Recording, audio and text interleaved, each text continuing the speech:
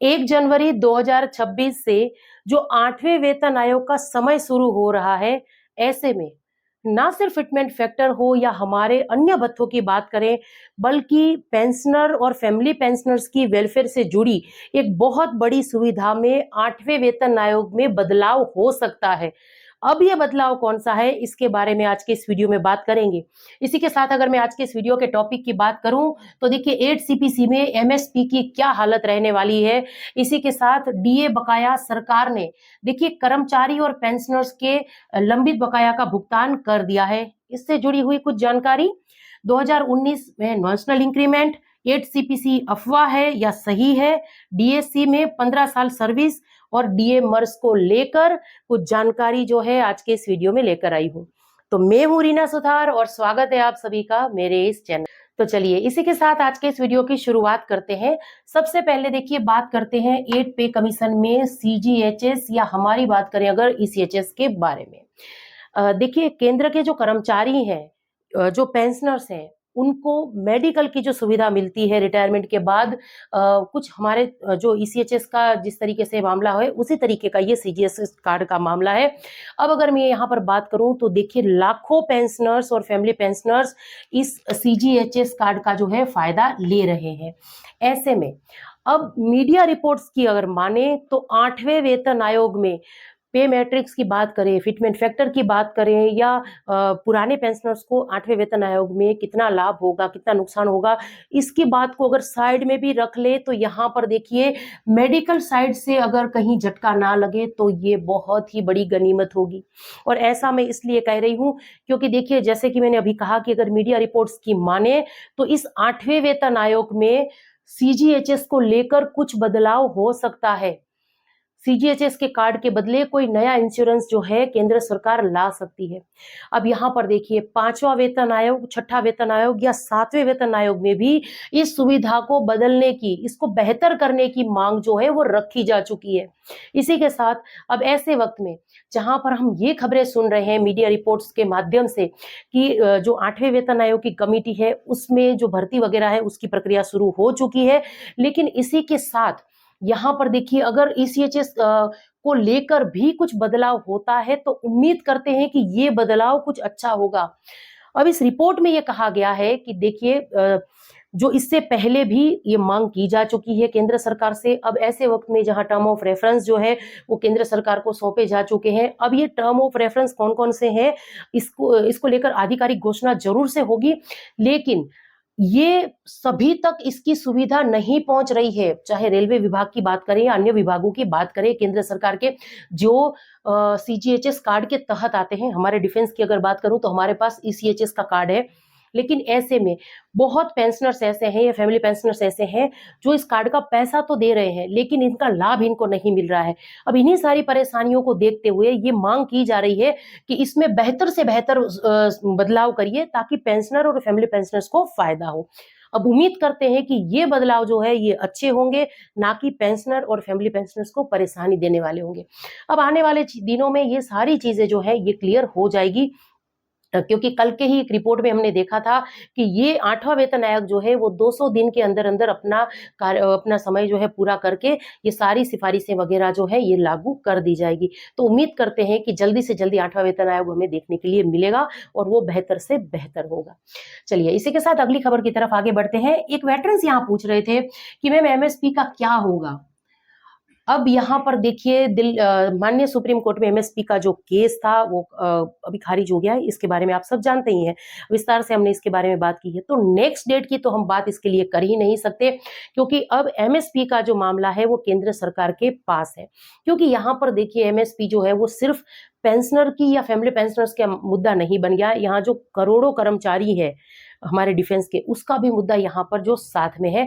तो ऐसे में देखिए अगर मैं बात करूं कि अब एमएसपी में हमें कब बढ़ोतरी देखने के लिए मिल सकती है, तो देखिए 8 सीपीसी में जो है यानी 8वें वेतन आयोग की जो सिफारिशें होगी उनमें एमएसपी हमारी बढ़ेगी। अब जो कर्मचारी हैं, जो सर्विंग पर्सन है, उनको पूरी एमएसपी मिलेगी और पेंशनर और फैमिली पेंशनर्स की पेंशन में ये आधी एमएसपी जुड़कर आएगी। 6 सीपीसी में जब से एमएसपी का ये फॉर्मूला शुरू हुआ था, लागू किया गया था, तब 1000 था। फिर 2000 सॉरी 6 सीपीसी में 2000 था। इसके बाद 7 सीपीसी में इसको 5200 कर दिया गया और अब 8वें वेतन आयोग में उम्मीद है कि 10,000 के आसपास या उससे थोड़ा ज्यादा हो सकता है हमारे ओआरएस और चेसिस का। तो इसके लिए भी हमें 8वें वेतन आयोग की सिफारिशों का इंतजार करना पड़ेगा। चलिए इसी के साथ वीडियो में आगे बढ़ते हुए बात करते हैं डीए बकाया सरकार ने कर्मचारी और पेंशनर्स को, देखिए यहाँ लंबित बकाया का भुगतान केंद्र सरकार ने कर दिया है।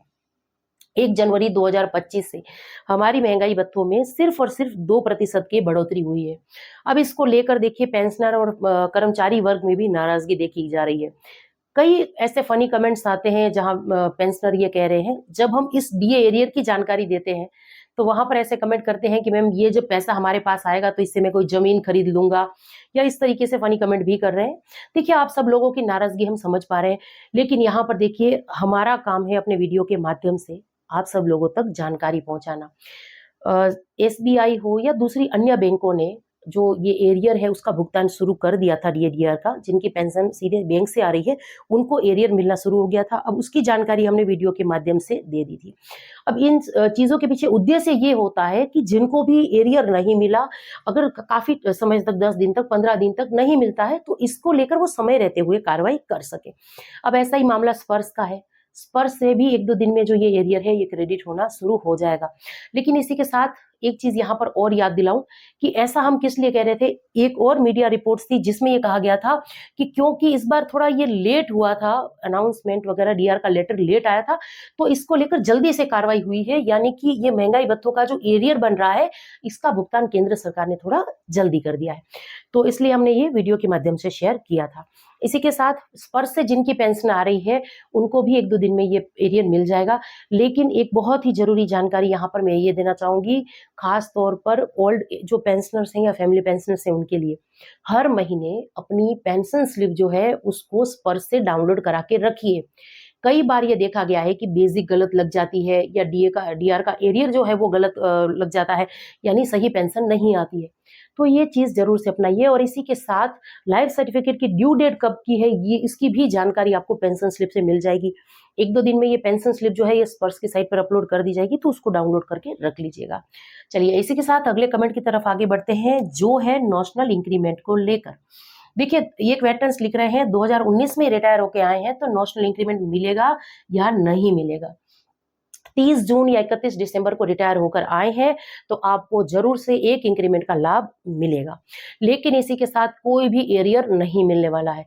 लेकिन अभी देखिए ये मामला क्या आया है कि जिन्होंने भी केस नहीं किया था उनको भी ये नेशनल इंक्रीमेंट देना है, लेकिन ये काम ऑटोमेटिकली नहीं हो रहा है। तो जो पेंशनर या फैमिली पेंशनर जो पेंशनर्स नेशनल इंक्रीमेंट को लेकर परेशान हो रहे हैं वो थोड़ा सा वेट कर लीजिए। अब नेशनल इंक्रीमेंट में एरियर उन्हीं को मिल रहा है जिन्होंने कोर्ट केस किया था, तो इस चीज को थोड़ा ध्यान लेकर चलिए। चलिए अगला कमेंट देख लेते हैं। एक वेटरन्स लिख रहे थे कि देखिए 8 सीपीसी से पुराने जो पेंशनर्स हैं उनको बाहर रखा गया है। अब ऐसी बहुत सारी न्यूज हम सोशल मीडिया में देख रहे हैं, सुन रहे हैं, वीडियोस देख रहे हैं जो हमें डरा रहे हैं। अब ये अफवाह है या सच है, इसके बारे में बताइए। देखिए जब से केंद्र सरकार ने 8वें वेतन आयोग की घोषणा की है तभी से मैं ये चीज शेयर करती आ रही हूँ, अपने वीडियो के माध्यम से बोलती आ रही हूँ कि ये वेतन आयोग दूसरे वेतन आयोग से अलग रहने वाला है। अब इस वेतन आयोग की जब सिफारिशें आने वाले दिनों में आएगी तब हमें पता चलेगी। लेकिन क्योंकि देखिए एक गैजेट नोटिफिकेशन केंद्र सरकार का आया था, विस्तार से उसके बारे में हमने वीडियो में बात की थी।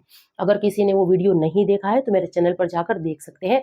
वो गैजेट नोटिफिकेशन विस्तार से मैंने उसमें समझाया है कि सरकार को क्या अधिकार मिले हुए हैं, सरकार को कौन कौन सी पावर मिली हुई है पेंशनर्स के बीच भेदभाव रखने की, विस्तार से उसमें बात की गई है पैराग्राफ वगैरह में।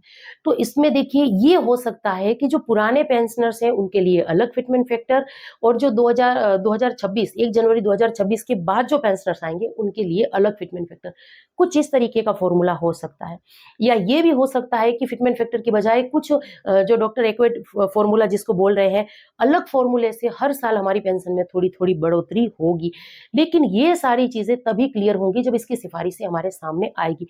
पर अभी ये अफवाह जो है कि 8 सीपीसी से किसी भी पुराने पेंशनर्स को फायदा नहीं होने वाला है, ये अफवाह बिल्कुल गलत है, इसको मानकर मत चलिए। ऐसी ही एक और अफवाह जिसके बारे में वीडियो के अंत में मैं बात करूंगी, लेकिन अब मैं बात कर लेती हूँ डीएससी से रिटायर एक वेटरन्स की। वो पूछ रहे शायद ये अभी सर्विंग में है, ये पूछ रहे हैं कि डीएससी में पेंशन के लिए कितने साल की सर्विस जरूरी होती है। तो कल के ही वीडियो में देखिए मैंने ये शेयर किया था कि कम से कम 15 साल की सर्विस कंप्लीट होगी तभी आपको ये जो है पेंशन डीएससी देगी। चलिए लास्ट में बात करते हैं डीएमर्स की। जैसे अभी हमने बात की कि ये कहा जा रहा है कि 8 सीपीसी से पुराने पेंशनर्स को बाहर रखा जाएगा, ये बिल्कुल अफवाह है। ऐसे ही एक अफवाह फैलाई जा रही है कि 8 सीपीसी से पहले पेंशनर और कर्मचारियों को महंगाई से राहत पहुंचाने के लिए केंद्र सरकार ने डीए को बेसिक मर्ज में मंजूरी दे दी है। यहाँ पर यही कहा जा रहा है कि मंजूरी दे दी है।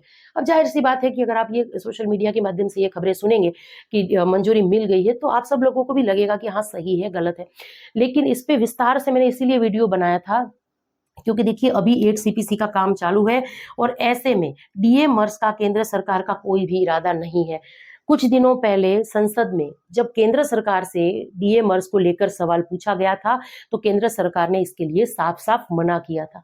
मैं फिर से दोहरा दे रही हूँ, एक 8वें वेतन आयोग से किसी भी पुराने पेंशनर्स को लाभ नहीं होगा, ये अफवाह है। और इसी के साथ बेसिक में डीए मर्ज की जो अफवाह है वो भी गलत है। तो इस तरीके से जो है कोई भी खबरें सुनते हैं तो चिंता करने की जरूरत नहीं है। तो यही कुछ जानकारियां थी जिसको लेकर आज के इस वीडियो में आई थी। जानकारी आप सब लोगों को कैसी लगी कमेंट्स के माध्यम से जरूर से शेयर करिएगा। वीडियो में दी गई जानकारी अगर आप सभी लोगों के लिए यूजफुल रह रही है तो लाइक और शेयर कर दीजिएगा और चैनल से जुड़ने के लिए चैनल को सब्सक्राइब कर दीजिएगा। इसी के साथ नोटिफिकेशन को ऑन जरूर से रखिएगा ताकि हर एक वीडियो की जानकारी आप सब लोगों तक सही समय रहते पहुंच सके। इसी के साथ आज के इस वीडियो से विदा लेती हूँ। जय हिंद।